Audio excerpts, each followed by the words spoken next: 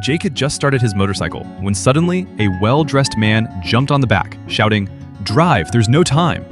Confused, Jake silently drove him to his destination.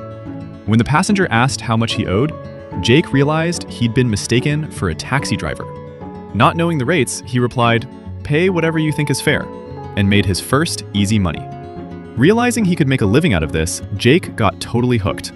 The day turned out to be incredibly lucky. His third client gave him a huge bill and told him to keep the change. While waiting for him, Jake even managed to score an antenna from a construction site so his kids could finally watch TV. On his way back home, for the first time ever, he could afford to buy plenty of fresh fruit for his family. It seemed his losing streak was finally over. Back home, he set up the antenna. The kids were absolutely thrilled. But this perfect moment was suddenly shattered by a scream from outside.